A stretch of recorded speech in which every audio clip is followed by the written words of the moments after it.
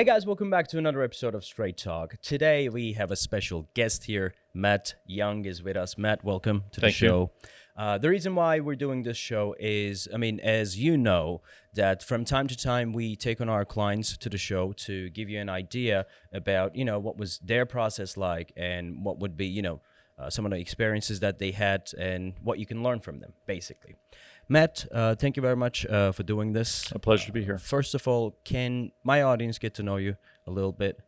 I'm a pretty traditional expat in that I've spent probably 50% of my adult life in other countries, traveling, working, mostly development projects, an advisor to different governments, everywhere from the UAE, West Africa, Southeast Asia. Yeah. So I'm very familiar with different cultures, different cities. So it was sort of a natural course for me to end up here at some point. Yeah.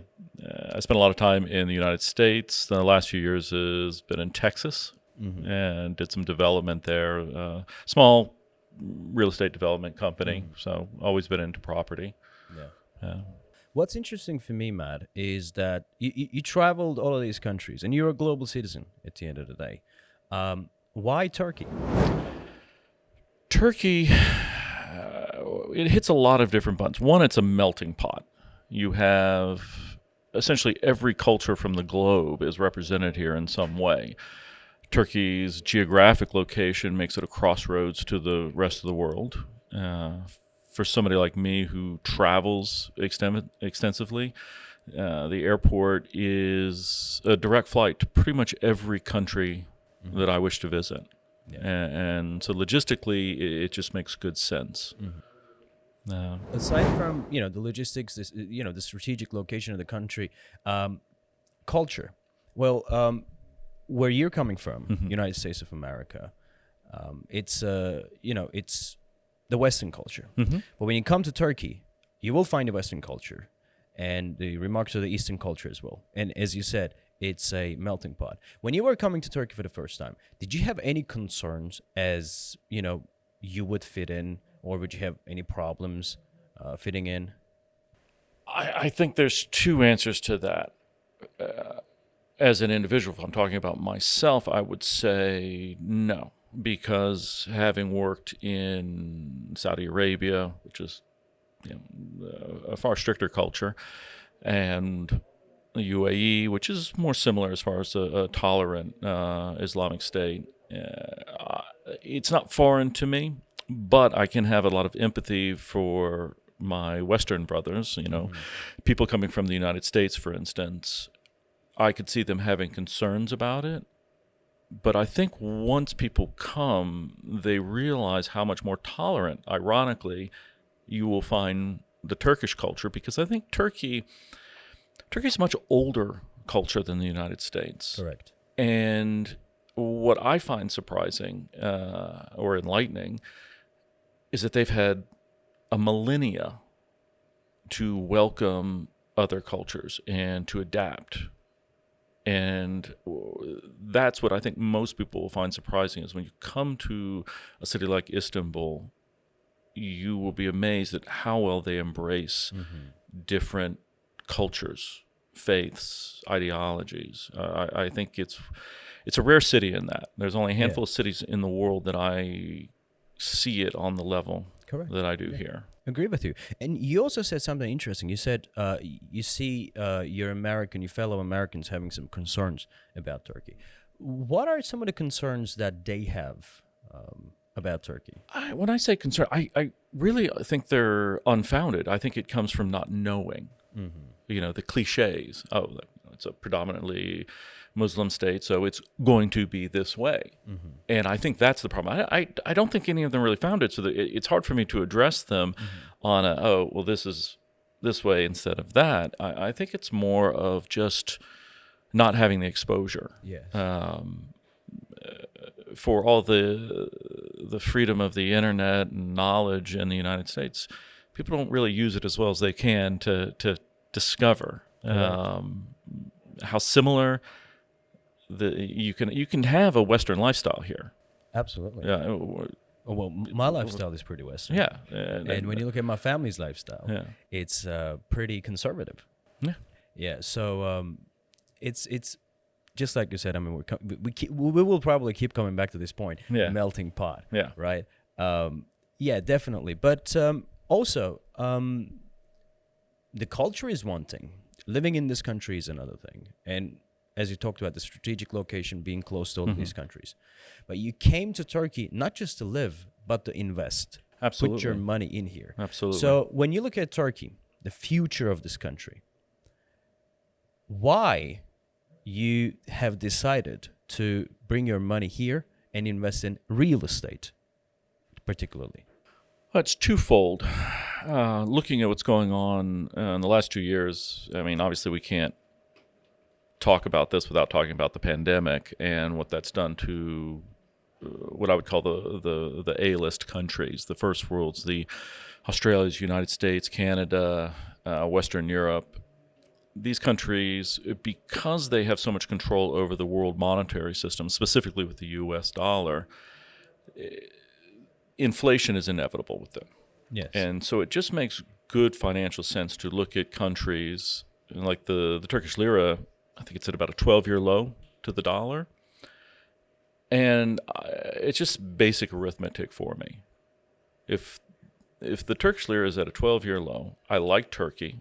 I like the properties, good construction here, beautiful landscapes.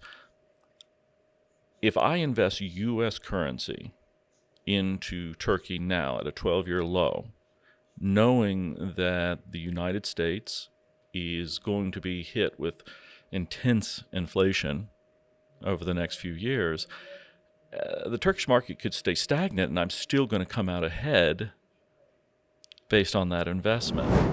So, I mean, from a financial standpoint, it just makes sense because the world economy has put Turkey and a handful of other countries in a really good position to gain against the dollar. Then you put on top the new financial center, moving, 40,000 jobs, I think, out of Ankara to Istanbul. Having rental properties near that is a no-brainer. That's basically your investment, right? You purchase properties around the new financial center. Yes. What was your? I mean, you basically talked about it, but based on the financial center, right? What motivated you to buy a property around it? Well, I look at what I would want to do.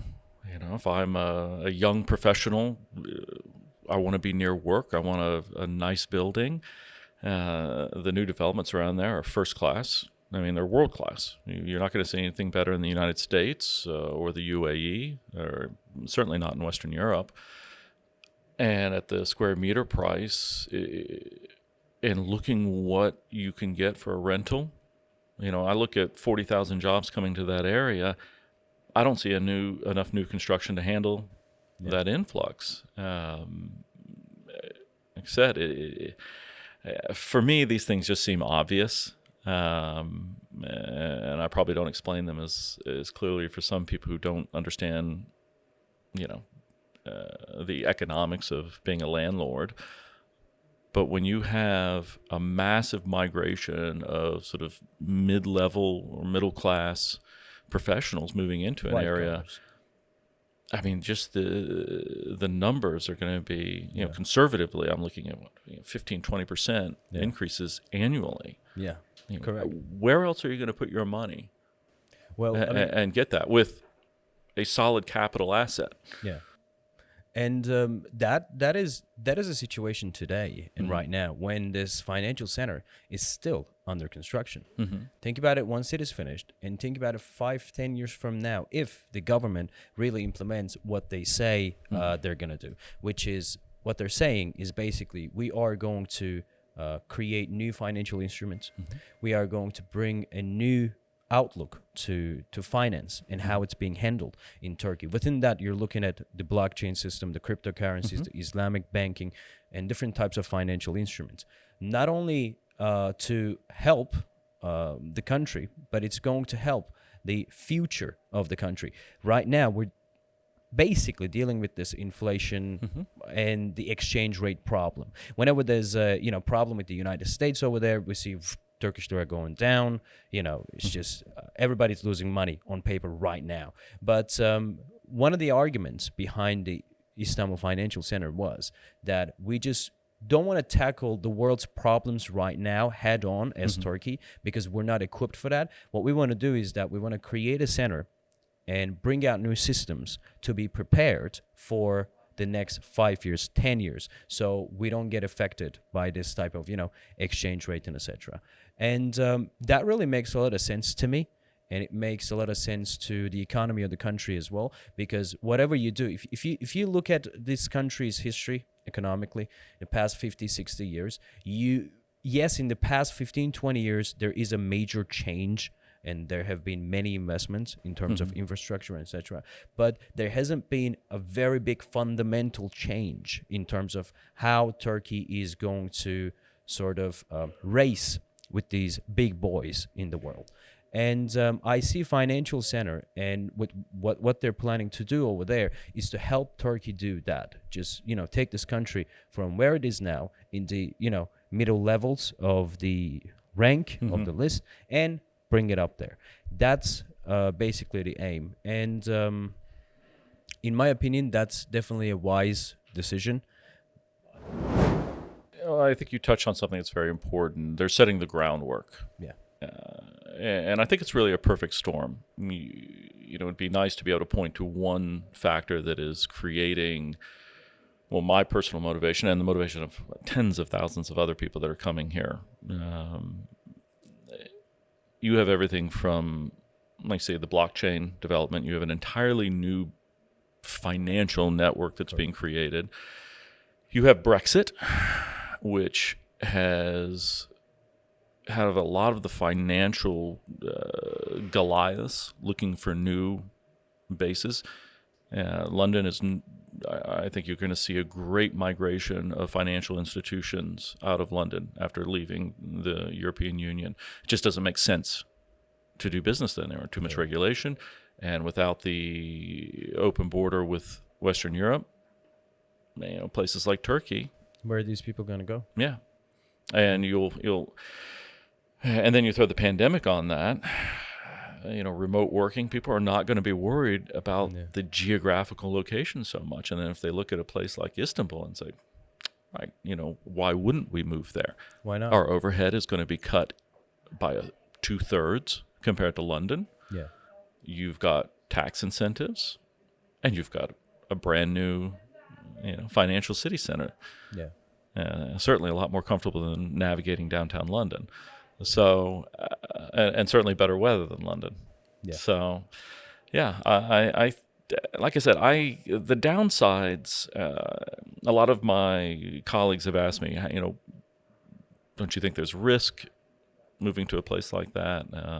Not just physically moving here, but moving assets and so on. But I look at the United States right now, or Western Europe. Anything I were to invest over there, because they've done, the government is taking such an aggressive role to sort of keep the economies afloat. Anything you invest in, property, financial instruments, you have maybe a 50% upside, but there's also a 50% downside. And I personally can't afford to lose 50% of my portfolio. But coming here, I don't see the lira being at a 12-year low as a problem. I see it as an opportunity, because my downside is maybe 10%. Maybe we drop another 10% with an extended pandemic lockdown or any other world event. But the upside's 90%. Yeah. And that looks a lot better to me than, hoping that policy in the Western world changes, which I don't think it will. Yeah. High risks, high rewards. Well, certainly, I would choose a calculated risk if I do my homework on a country as Turkey, where there is certainly risk, and there is certainly an instability at a certain level when you compare it to America, compare it to London. But if you study it well, and as you have done, if you understand the underlying factors, yes, just like this scenario you said, maybe my downside is 10%, but my upside is 90%, which is something that you can achieve in very, very few places in the world. Indeed. And Turkey is one of them. Yeah. Yeah. So coming on to another question now. You are applying for the citizenship. Yes. You have applied already. Yes. So to me, not to me, I can understand this, but for a lot of people, for our audiences, why would somebody who have a U.S. citizenship should go for Turkish citizenship? Can you please tell us the motivation behind that? Well, at the end of the day, the citizenship isn't the main motivation. I mean, even if that was taken off the table, I would still buy exactly what I bought. But the citizenship is it offers there's no reason not to do it.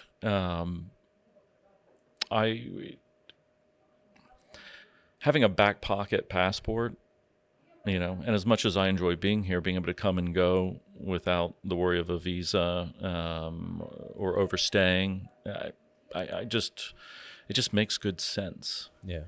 And I'm a big believer in Murphy's Law. What is it? Murphy's Law is, let's say you don't have a spare tire in your car, you're going to get a flat tire. But if you have one in your car, you're not going to get it. So having, in my case, 3 extra passports, if some policy changes in, say, the U.S., and I feel like I need to denounce that citizenship, it won't affect my lifestyle at all to do that. Whereas if you don't have extra citizenships or a place to go, I mean, that's very problematic. The U.S. is the only country that taxes on citizenship. They don't care where you're living in the world, whether you're resident. They tax your money in Turkey. Period. Yeah, they're. So you come in here, set up a business, make all that money. You I gotta still have to pay taxes, taxes back in the U.S. How'd you feel about that? Not good. Not good. So I know you can get clever and within the lines of the law and create companies, and there are certain allowances they give you, but you're still looking over your shoulder all the time because no one wants to go through audits and, always be afraid, did I file everything right? And for somebody like me who owns properties in, at this point, 6 different countries. Yeah. That's a lot of paperwork. Of course. So I can handle it now, but in the future, if they make it too difficult, I always want that option to say, you know what am I really getting for that passport? Let me ask you another question. Say, in such a case, say you come to a point where you need to denounce your U.S. citizenship, and in that case, would you be able to count on the Turkish citizenship? Say that's the only other passport you have. And I've considered that. There is nowhere that I feel I would have a problem getting to, even going back to the U.S. One of the things, and most countries look at this when offering visas, is what are your ties to that country? And I have a significant investment in property here. No country is going to worry about me overstaying when they know if I'm traveling on a Turkish passport that, man, this is a property holder in Turkey. He's not going to abandon that. And that's really what it comes down to. Anybody who's extending you a visa, whether it be the U.S. or the Schengen zone, they want to know that, you have a reason to go back to your country, period. It's no more complicated than that. And once you understand that, and so for any American or Western European looking at, possibly changing their citizenship, you would have to own property here to do that. So that negates, any visa-free travel you're used to with a Schengen passport or a U.S. passport. I mean, a U.S. passport is a very powerful thing. You can go. Nobody's debating that. Yeah, you can go most anywhere with it. It's a very convenient tool to travel the world. 'Yeah. But if you set yourself up here as a a successful business person with assets, you're not going to be denied entry anywhere. Of course not. And let me just reinforce what you just said. I only hold Turkish passport. I don't have any other passport. And there's this big thing about, but you need a visa to go to Schengen zone and all that. So what? 2 days? Just submit the paperwork and you just go there. I went to Vietnam for Christmas just prior to the pandemic, and I obviously need a visa to go there. The U.S.'s relationship with Vietnam is still evolving. But it was, they were very happy to extend a tourist visa. They love, Westerners to travel there. It's great for their economy. So I've never had a problem. Plus, it's and we're talking about the Turkish passport. We're basically talking about 116 plus countries visa-free travel already. Yeah. So it's just the Schengen area and U.S. and Canada. These are the places that you need the visa for. And for the U.S., you can just get 10 years visa. Yep. And that's just obviously it depends on who you are. Oh, definitely. Certainly. Yeah. But if you are, as you said, if you have properties here, if you're an investor in Turkey, nobody's just going to deny you. I was really amazed that traditionally I spend the month of January in Japan, and Turkey has visa-free to Japan. Of course. And that's actually a really big deal. It's one of the handful of countries that have that. Japan, most of South America, Mexico, a lot of African countries, Asian countries, the island countries, most islands in the Caribbean. Yeah. We can travel. Panama, no visa. Yeah. So all these things, plus the free healthcare, and that is actually a big subject over there as an American, isn't it? Oh yes. Yeah. So, what do you think about? I mean, first of all, have you had any? I don't even know how to word this question. Have you had any chances to experience Turkish healthcare? Obviously, something had to go wrong. No, sadly, I'm healthy, but I mean, the closest to that is I had to walk into a pharmacy just to get some vitamins, and just a quick glance at prices and what was available on the shelf. It's wonderful. You haven't experienced that, and I hope you would never experience, or you wouldn't feel any necessity to go to hospital. But over the past 4 or 5 years, I have interviewed many expats who moved to Turkey, who have been living in Turkey, and who have acquired Turkish passports. And many of these people had experiences. And what they're saying basically is that when you compare it to, say, America or some European countries, especially the UK, the Turkish healthcare is not just free, but it is also good. So I don't disagree with that. They're not giving you just a free service, but a crappy service, but it's a good service and free. Well, I'm currently 100 kilometers away from a large hospital, and I walk by it regularly, and I can't tell the difference from it and walking by a hospital in, say, Houston. You said 100 kilometers away? 100 meters away. 100 meters away. And I was like, 100 kilometers? Yeah. No, I don't walk that far in a day. It feels like it sometimes on the hills. Yeah. So I'm just around the corner from a very large central Istanbul hospital, and it's first class. You wouldn't know you weren't in any Western. Plus, right now, technically, we are in Europe. Yes. This is the European part of Istanbul. Yes. So you are technically in Europe. Yeah. It's still categorized as the Western, maybe not the whole country, but this is the portion that is categorized as Western. Yeah. And lastly, Matt, what I want to say is that I think this will also help our audience a great deal. How was your process of purchasing property with us? How did you, first of all, find out about us? And how was your process? It's a very quick learning curve. Property Turkey has been wonderful on it, and not to just give you a blatant plug, but it does make a difference. Again, is sort of two ways to answer that. One as me as an individual, and one as somebody who sort of understands what people who maybe don't have the experience I do in countries like this. I can certainly imagine how overwhelming it can be. Things are done very differently. in the U.S. or I've purchased property in France before, and it's different. It's far more paperwork. But here in Turkey, things go fairly quickly, and but there are things I've never heard of before. So having somebody to sort of hold my hand through that has been very helpful. I would say to anyone, even considering this, you need an agent you trust, and more importantly, that you can communicate well with. You need to be able to say, I don't understand what this is, or, what does this mean? And not let your, pride get in the way. And also to accept that things are done differently. A little nerve-wracking, moving significant amounts of money into foreign banks, converting, the closing process, that can be a little overwhelming. And that's fine. Just say, hey, I'm nervous about doing this, and until you feel comfortable, you need to surround yourself with a good legal team here, which isn't hard to do. Compared to the U.S., a really good lawyer is very affordable and a necessity.